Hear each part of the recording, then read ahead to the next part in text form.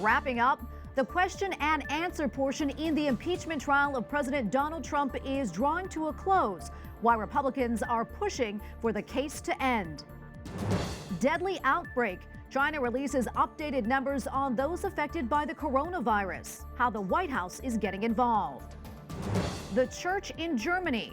Catholic bishops in the country are meeting to discuss ways to try and regain the trust of the faithful. And the Christian way. Pope Francis tells us why it's important to be full of love towards our neighbor. On EWTN News Nightly for Thursday, January 30th, 2020.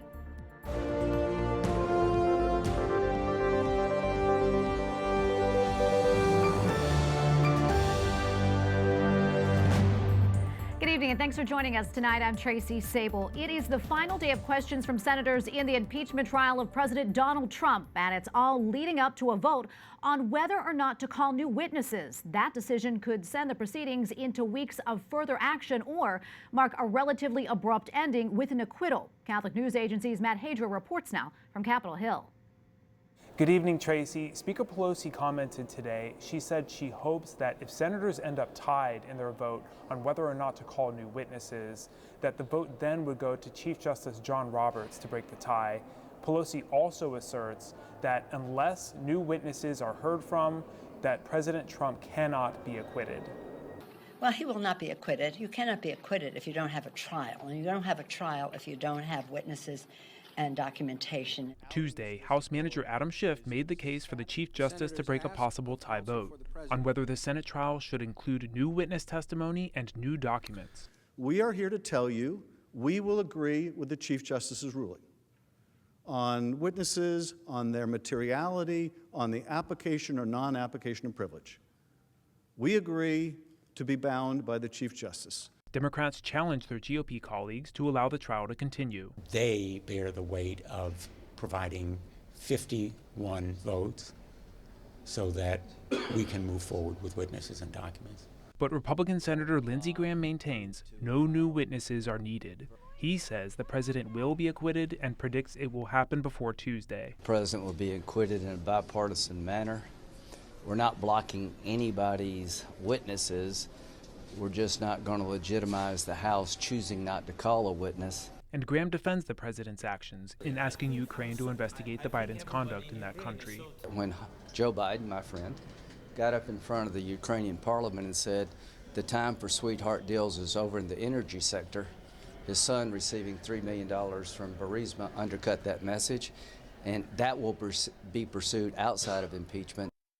Democrats argue in the first article of impeachment, abuse of power, that President Trump was wrong to ask Ukraine to investigate Joe Biden and his son and to withhold military aid until they did. Now, in order for the trial to include more witnesses, at least 4 GOP senators need to join all Democrats in order to have the 51 votes necessary. At the Capitol, Matt Hadro, EWTN News Nightly. President Trump says Democrats will never be satisfied. They are pressing for the Senate to call witnesses to testify in his impeachment trial, but Republicans appear focused on bringing it to an end, possibly in a matter of days. White House correspondent Mark Irons reports. Mark? Tracy, today we heard from top White House officials batting back allegations from former staff that undercut the president's defense in the Senate. I really do believe Democrats are trying to run down this president because they know they can't run against this president.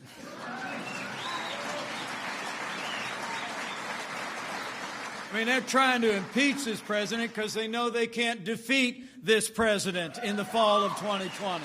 The White House responding to a claim allegedly made by John Bolton in his upcoming book that President Trump wanted to withhold millions of dollars in security assistance from Ukraine unless the country investigated Joe Biden. I'm not going to comment, particularly from the podium in the press briefing room, on a leaked, unpublished manuscript that I haven't seen. I hope it doesn't include classified information. But a former top aide to the president is showing support for John Bolton's unpublished claim. According to the Sarasota Herald Tribune, former White House Chief of Staff John Kelly said, "If John Bolton says that in the book, I believe John Bolton." Now, current White House staff prepares for the reported March 17th release of The Room Where It Happened, a White House memoir. We're going to take every precaution to make sure that if the manuscript does in fact get published, that it doesn't have top secret or classified information inside of it. Outside of impeachment, the White House is also focusing on the coronavirus. A task force has been created to contain the virus that has caused a crisis in China, with cases spreading to other countries. This is no cause for urgent panic in any way in the United States. This is currently under control, but really this is a dynamic, rapidly changing event. The White House also held a briefing today to discuss the opioid epidemic. The administration says its plan is working, and drug overdose deaths, it says, are down for the first time in 29 years. Tracy. White House correspondent Mark Irons. Thank you, Mark. Well, as Mark just mentioned, the coronavirus has caused a crisis in China, with the death toll reaching at least 171 people. And now the World Health Organization calls the outbreak a global emergency. And there's more countries taking precautions against the virus. Air France has suspended service to and from mainland China for more than a week. In Shanghai, there are long lines to buy face masks, and more people have been infected with the coronavirus than were sickened during the 2002 outbreak of SARS. The U.S. Secretary of State is weighing in on Brexit. Mike Pompeo says the United States and Britain will retain their strong relationship. He was speaking while in London meeting with Prime Minister Boris Johnson. The United Kingdom is set to leave the European Union tomorrow.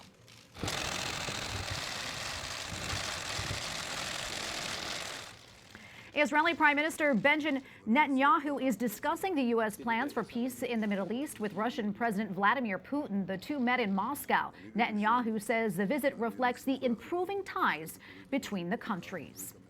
An appeals court has acquitted a French cardinal of covering up the sexual abuse of minors. Cardinal Philippe Barbarin has been convicted in March and given a 6-month suspended sentence. The appeals court in Lyon, France, says there was not enough proof of a cover-up. Pope Francis had refused to accept Cardinal Barbarin's decision to resign, opting instead to wait until the appeals process was complete. German bishops and laity today began their 2-year synodal path in Frankfurt to tackle key issues arising from the clerical sex abuse crisis. The meeting consists of around 230 members. In prayer, they ask the Lord to stand by their church in Germany and help them see the signs of the times. The process will ultimately decide which, if any, reforms should be made to help regain lost trust in the faithful and open up prospects for the future. Edward Pentin, Rome correspondent for EWTN's National Catholic Register, joins us now. Ed, thanks for joining us. Thanks. Good to be with you, Tracy. And the synodal path is different to the Amazon sit-in held last October, as this one's confined to the church in one country. How will it be structured? Yes, well, this is going to be played out over 2 years, Tracy. It's the first of its kind in the church. It's going to have 2 synodal assemblies this year, 2 synodal assemblies next year, and within those are going to be a forum, one on the role of priests in today, another on the separation of powers in the church, another on sexual morality, and the third one on the position of women and the role of position and role of women in the church. And critics have warned that this process could lead to disunity and even schism in the church. Why is that? Yes, well, there's concern that this is being used by the German bishops to push through changes that they've wanted for many years, particularly on, for example, sexual morality, priestly celibacy, trying to get married priests in the church. But the bishops of Germany have said that this is primarily about the local church, and that if there are any universal questions pertaining to the universal church, then those are not going to be dealt with. But critics say that that's not the case, that these issues are very much to do with the universal church, and if they're changed in Germany, then other countries will probably want to follow suit, or at least some of them will. Could the synodal process be emulated by other bishops' conferences around the world? Well, that's what the German bishops hope. In fact, Father Hans Langendorfer, who's one of the key people behind this synod and behind the bishops themselves, has said that they hope that this will be emulated by other countries, because the German bishops feel that it's, as he said, unacceptable that everything is decided in Rome and that there isn't enough input from local churches. And so the German bishops are very keen that this is passed on to other countries, and other countries copy this. But at the moment, there are no other bishops' conferences, it seems, that are wanting to do this. All right, Ed, thank you so much for your insight. Edward Pentin, Rome correspondent for EWTN's National Catholic Register. Thank you. Thank you, Tracy. Coming up, analysis on the rise of Christians being persecuted in Nigeria.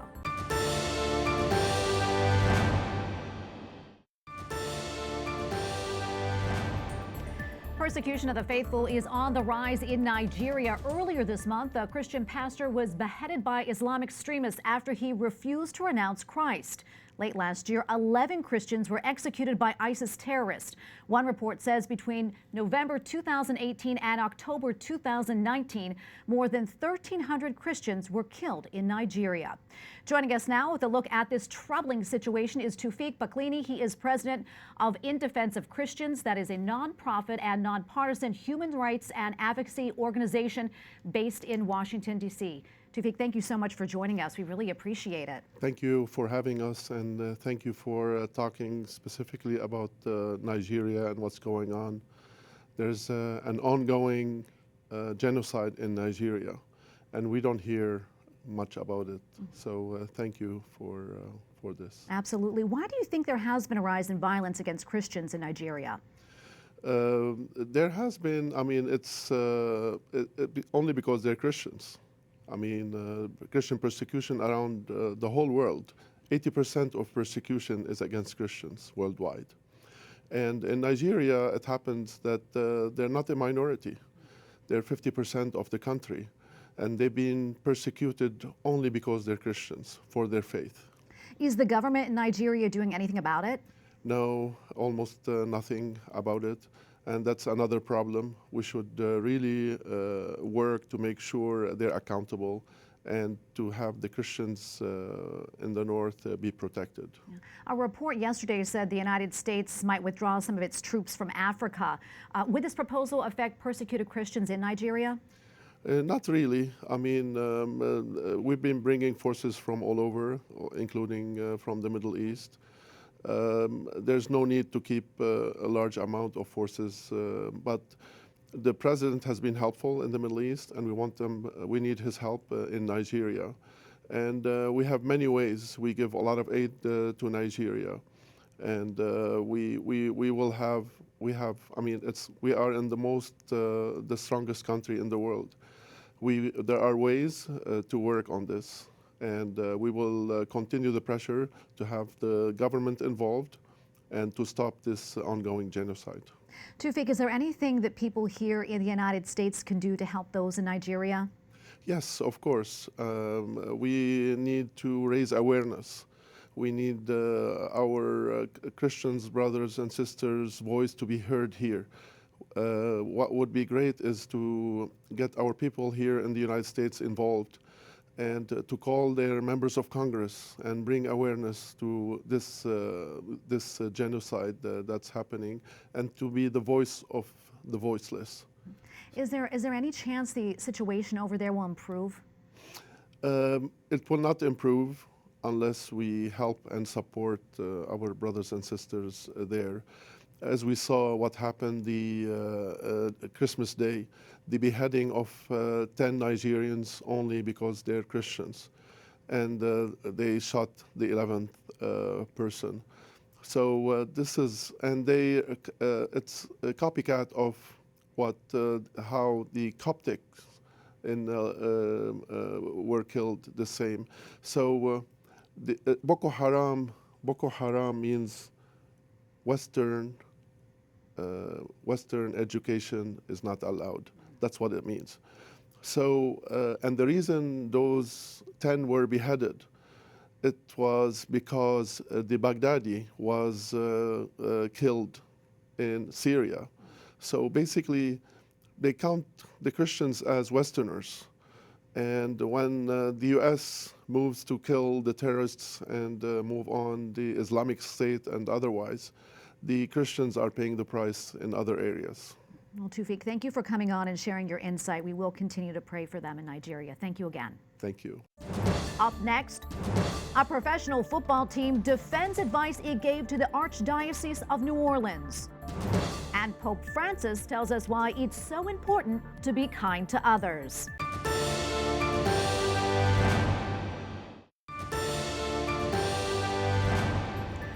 Orleans saints say their public relations work with the Archdiocese of New Orleans on its clergy abuse crisis was minimal, but attorneys suing the Catholic Church say the team helped to conceal the names of priests who were accused of misconduct. The Archdiocese of New Orleans has released a list of 57 clergy members with credible accusations of misconduct. In Kansas, a proposed pro-life amendment to the state constitution cleared a key hurdle yesterday. The proposal, modeled after Tennessee's amendment, seeks to overturn the Kansas State Supreme Court's decision last year on abortion. The amendment would add a line to the state Bill of Rights stating abortion isn't constitutionally protected and that legislators can regulate abortions. The question would go on the ballot for approval by a simple majority of voters in the state's August primary. Lawmakers in Virginia voted this week to repeal the state's restrictions on abortion. Among the affected laws were a mandatory 24-hour waiting period before an abortion and standards requiring some abortion clinics to meet hospital construction codes. The state's governor is expected to sign the repeals into law. And joining us now is Olivia Gans Turner. She is president of the ProLife Virginia Society for Human Life. Olivia, welcome back to the show. Thanks so much. It's grand to be with you and a very important time to be with you as well. So tell us about the pro-life laws that were appealed. Give us some insight on that. Well, this is very important for our viewers to understand, and that these laws were in place for over 20 years, or had about 20 years. The initial portion of the informed consent law was passed in 2001. It required that a packet of information provided by the Virginia Department of Health, not a religious group or a political group, the Virginia Department of Health, was to be given to women before they could make a decision to have an abortion. It contained information about medical facts about the baby, options for other care that might be available, as well as risks from abortion. Subsequent to that, in 2012, a new portion of the law was added, which required the ultrasound and that women be given a chance to see the ultrasound so they could see their baby before they made this permanent life and death decision. All of that was literally tossed out, and women were thrown to the wolves with the decision that happened just within the last 24 hours. So basically, what happened in Virginia was we saw abortionists protected and not the women of Virginia or their babies. Well, pro-abortion lawmakers say these laws were outdated and they were unnecessary and a burden to women. How would you respond to that? I would respond as a woman who's had an abortion. Clearly, they don't understand the enormous amount of pressure, manipulation, and sometimes coercion that is involved whenever a woman makes the abortion decision. Abortionists themselves have been known to coerce women, and they certainly don't have any obligation to tell her the actual facts when they're going to be making money from the decision she's about to make. So in fact, when the law was instituted, we had heard, it took 14 years to get the law passed, and during those years we had years of testimony from women like myself talking about the deliberate effort to deny them access to factual information so as to continue the abortion decision. So we have to consider that when abortion is protected, we are not protecting women. And every legislator who voted for this yesterday, all of them received enormous amount of funding in the last elections from Planned Parenthood. So the debt was paid back yesterday and the day before when the Virginia General Assembly passed these bills. Do you think it's likely Virginia's governor is going to sign the repeals?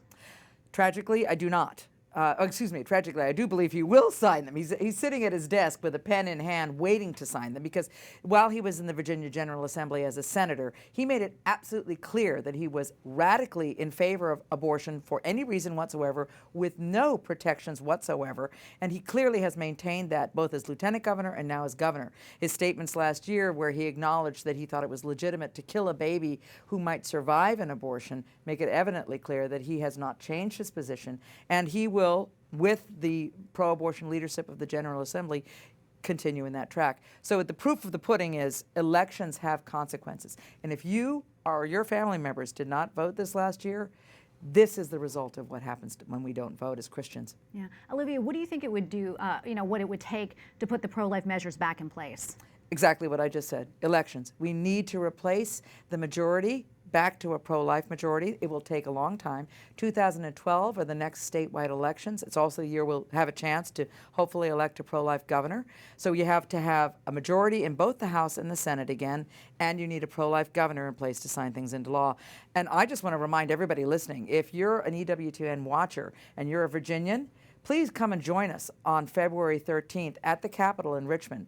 We've had some big protests in Richmond recently on other issues. We need every pro-life citizen in this area to come to Richmond on February 13th and be seen and be heard. They cannot be allowed to get by with this without knowing that they are being watched. Olivia, thank you so much. We really appreciate you coming on. So thank you. Thank you. Olivia Gans Turner, president of the ProLife Virginia Society for Human Life. Thanks again. Thank you. And tonight on EWTN ProLife Weekly, Catherine Hadro sits down with abortion attempt survivor Melissa Oden hours before she spoke at the March for Life. She shares the latest on her pro-life work. To me, this just gives me hope to know that in the midst of whatever happens, God's will is being done. And I hope people take hope in that too. And you can see the interview tonight at 10 Eastern on EWTN. Visit EWTN.com for other airing times. And finally tonight, Pope Francis urges the faithful to relate to others in a Christian way. Con la quale misurate sarà misurato a voi. At his daily Mass at the Vatican, the Holy Father says that we should be full of generosity, mercy, and love towards our neighbor, because God will judge us in the same exact way we judge those around us. And we thank you for watching tonight. For the entire EWTN News Nightly team, I'm Tracy Sable. We're back tomorrow with more news from a Catholic perspective. Good night and God bless.